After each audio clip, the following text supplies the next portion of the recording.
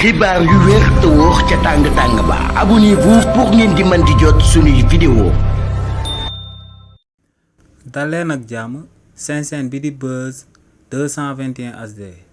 kii di Sanu Dione di ak personnalité politique bu kenn dootu présenté ci réew mi di Sénégal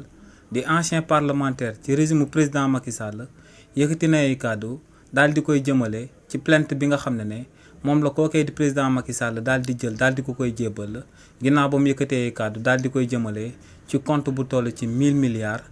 bi nga xam ne farandoo Macky Sall yi dañoo daal di wax que ne moom moo wax que ne président Macky Sall moom moo ko daal di moom. si li ni mel kii di Sanu Dione ne lu leer ba am moom mooy que ne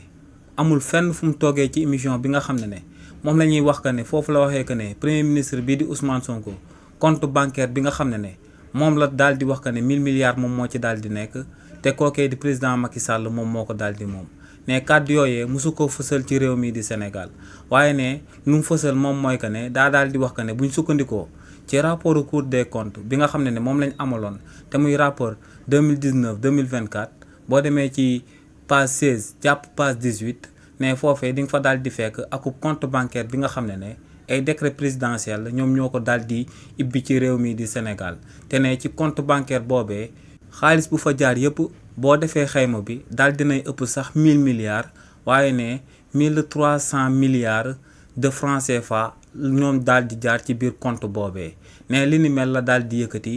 am ñu ko yëkkati daal di koy interpréter neneen nee nag lu leer ba am moom mooy que ne plainte bi nga xam ne moom la ko président Macky Sall daal di jébal jot na ko te ne amul lu mu ciy ragal ndax ci lundi bi ñu jëm dina dem daal di uyu daal di koy jëmale ci coow loolee nga xam ne dañ ko jël daal di koy teg ci ndoddam. xibaar yu wér te wóor ca tàng-tàng ba abonnez-vous pour ngeen di mën di jot suñuy vidéo.